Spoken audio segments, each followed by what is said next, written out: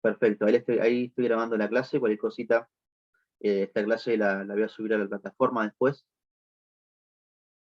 para que ustedes la puedan volver a ver, como si algún alumno se perdió la clase, puede entrar a la plataforma y verla de nuevo. Y lo importante es que ustedes se sumen a las clases para que vayamos intercambiando ideas, opiniones, y de esa manera sea mucho más dinámica la cursada. Bien, díganme si se ve el power que estoy compartiendo. Profe, Sí. le quería comentar que yo la semana que viene no voy a poder estar. Bueno. Me voy de viaje, así que por eso va a tener la clase grabada, así que la voy a poder escuchar. Sí, perfecto. Cualquier cosita, yo igual, de todas formas, les voy a dejar mi mail, mi contacto. Surge alguna duda en ese momento, la semana o lo que sea, me mandan un mensaje y no hay problema. De todas formas, en la última semana vamos a hacer un repaso general, cosa de sacar todas las dudas que tengan y vayan tranquilos al examen diagnóstico. ¿El examen es teórico o oral? No, teórico. Va a ser teórico porque somos bastante, así que probablemente la modalidad sea, ustedes van a la plataforma, les va a aparecer un multiple choice, lo completan y lo vuelven a reenviar a la plataforma en un tiempo determinado que va a ser el horario de cursada, o sea, 1 hora y media. Pues.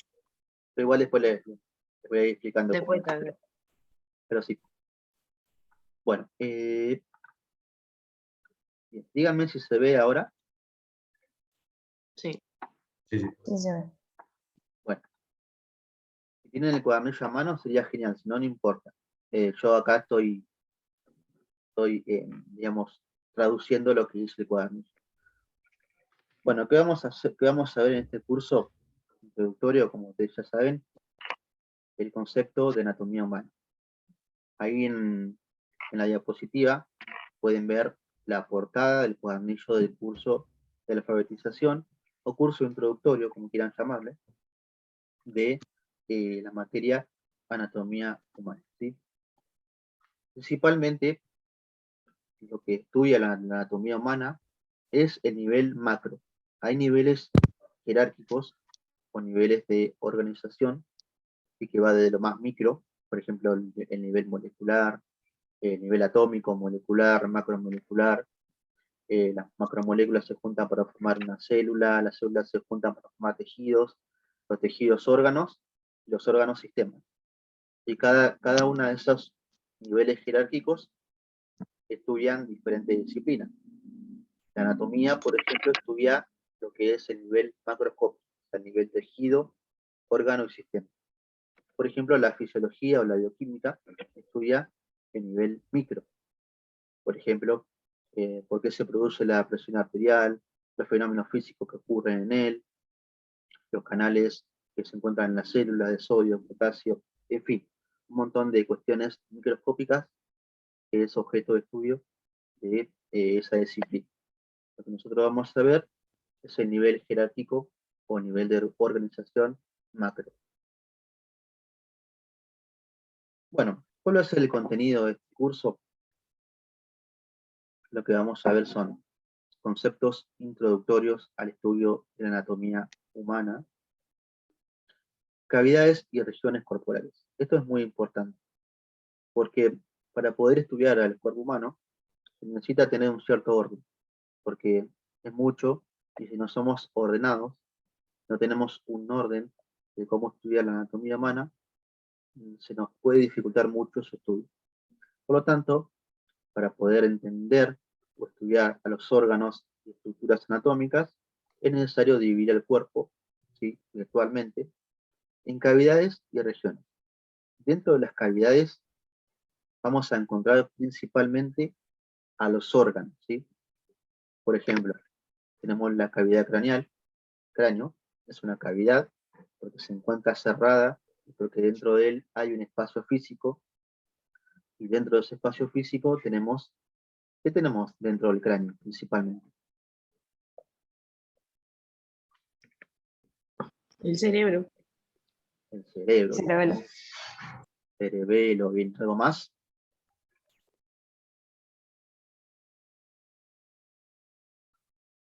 ¿Alguien aporta algo más? Cerebro, cerebelo. El tronco raquídeo es. La médula empieza ahí. Y en ¿La médula? el tronco cefálico en realidad. El tronco cefálico que después Ah, se está. continúa como médula, en una región específica que después vamos a ir viendo. Pero está muy bien. Cerebro, cerebelo, tenemos también arterias, venas, nervios obviamente, que salen Glándulas. glándulas, sistema linfático, líquido cefalorraquídeo, bueno, un montón de estructuras anatómicas que tenemos que ir viendo. Pero para estudiar esas estructuras tenemos que delimitarlos en cavidades. En las cavidades principalmente se encuentran los órganos. Y en las regiones corporales, como por ejemplo el miembro superior, tenemos el hombro, el brazo, antebrazo. Es importante a veces dividirlo para aislarlo del cuerpo humano y estudiar su constitución aisladamente. Como le decía hoy, eso les va a permitir a ustedes y a nosotros, digamos, delimitar esas regiones y por lo tanto facilitarnos el estudio de esa región corporal. Terminología anatómica internacional. Esto también es muy importante. ¿Por qué? Porque yo puedo llamar a un órgano de cierta manera o de otra. Pero hay un tratado anatómico internacional que nos dice que, por ejemplo, a los huesos del miembro superior, en este caso específicamente el antebrazo, tenemos dos huesos, que es el radio y el cúbito. Bueno, la terminología anatómica internacional lo llama radio y cúbito, pero hay diferentes terminologías, como la francesa, o terminologías actuales, que por ejemplo, al hueso cúbito llaman hueso ulnar, hueso ulnar. Lo que nosotros vamos a trabajar en este contenido, o en este módulo, es la terminología anatómica internacional, o genérica o clásica.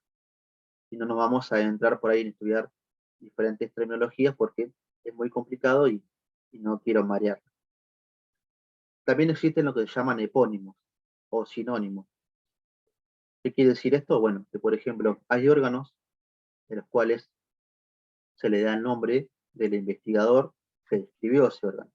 Por ejemplo, nosotros tenemos una estructura del tronco cefálico que se llama protuberancia, según la terminología anatómica internacional, pero también se le puede llamar puente de Barolio, que es un epónimo. Bueno, todas esas diferencias las vamos a ir viendo. Terminología de situación.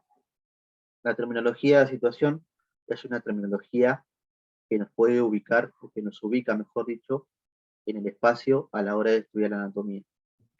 Es decir, nosotros a la hora de describir un órgano, tenemos que saber dónde se encuentra, y para saber dónde se encuentra, tenemos que utilizar términos como por ejemplo anterior o posterior a qué órgano, lateral o medial, cefálico, caudal, medial, lateral, externo o interno. Todo esto lo vamos a ir viendo en la diapositiva siguiente. Pero la terminología de situación es cómo nosotros nos podemos ubicar en el espacio a la hora de describir un órgano. También vamos a ver lo que son los sistemas y aparatos. Chicos, apenas se corte la reunión, nos volvemos a conectar con el mismo ID y contraseña. Bien, sistemas y aparatos. ¿Alguno me puede decir qué sistema conoce? ¿O cuántos sistemas conoce? Sistema reproductor, sistema El nervioso, nervioso. sistema digestivo, Respiratorio. Bien. Urinario. Urinario. Bien. sistema Endocrino. linfático, Bien. Lógico. Neurológico. Bien, sistema nervioso, sí, también. Sistema linfático. Bueno, digestivo, obviamente, sí. Todos esos, vamos a ver, paralinfático. perfecto, bien. Lo que vamos a ver aquí en este contenido, en este curso, van a ser principalmente el sistema cardiorrespiratorio, que se encuentra en una cavidad especial. Vamos a ver sistema digestivo, sistema urinario, sistema reproductor y sistema nervioso central, como si también veremos lo que es el sistema locomotor. Bien, veremos algo de introducción a la neuroanatomía. ¿Sí? Neuroanatomía es un apartado muy, muy complejo de estudiar. Es muy lindo, a mí personalmente me gusta, pero es complejo porque se tiene que estudiar las vías de conducción nerviosa, cómo está formado el sistema nervioso, cómo se divide, cuál es la relación con el medio externo, por qué recibimos respuesta del medio exterior, y en base a ello elaboramos una respuesta. Todo eso lo vamos a ir viendo, pero de manera introductoria, a modo general, digamos, que ustedes cuando cursen la materia, ¿sí? Porque la mayoría de ustedes va a tener anatomía en su carrera, tal vez el enfoque de la anatomía va a ser diferente en tal vez el enfoque de la anatomía va a ser diferente en sus carreras, pero van a ver sí o sí anatomía de manera general. Por eso que yo los voy a introducir al estudio de la neuroanatomía, a modo que tengan, digamos, un concepto general de lo que es la neuroanatomía en sí. Y mientras vayamos viendo los sistemas, órganos, etcétera, vamos a ir viendo la correlación principalmente clínica y o quirúrgica. ¿Qué quiero decir con esto? Por ejemplo, cuando vayamos a ver, por ejemplo, el sistema digestivo, vamos a ver que existen diferentes patologías, y patología es una enfermedad que se puede dar producto de varias cosas. Por ejemplo, la apendicitis, que es la inflamación del apéndice, por qué se produce y cuál es el tratamiento adecuado. Bueno, así veremos con la mayoría de los órganos y aparatos que vayamos viendo. Va a ser muy interesante porque hay muchas patologías que ocurren y es importante conocer su causa y generalmente su tratamiento. Así que es lo que es lo que veremos en este curso.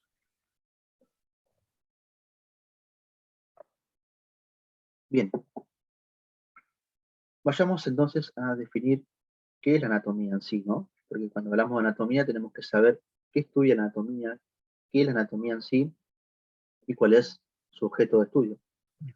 La anatomía viene del griego anátome, que significa cortar o separar, y del latín disecare, que de allí proviene la palabra disección. Y disección es sinónimo de corte. ¿Qué quiere decir con esto? En ámbitos generales, la anatomía lo que hace es extraer una porción del cuerpo humano, que puede ser de diferentes dimensiones, diseccionarlo, es decir, cortarlo, separarlo, para conocer su constitución de esa región corporal.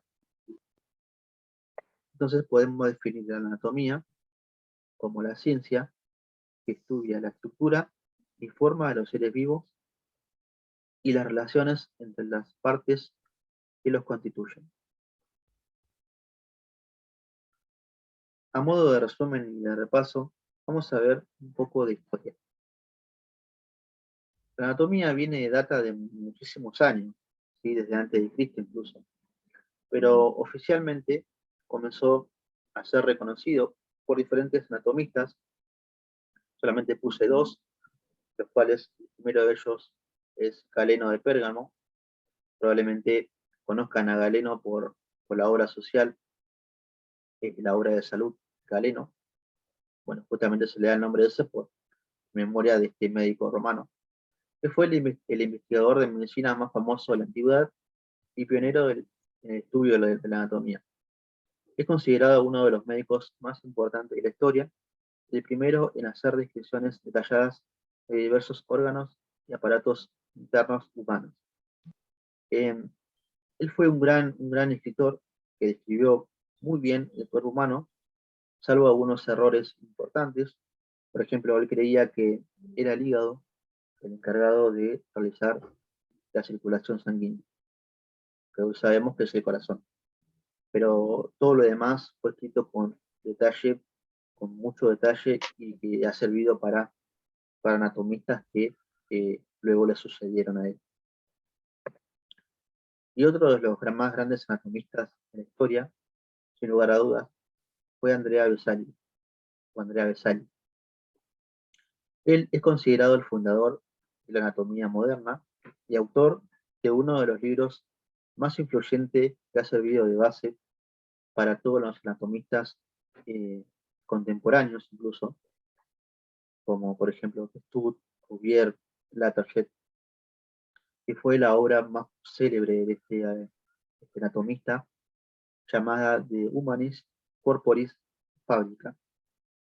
De Humanis Corporis Fabrica.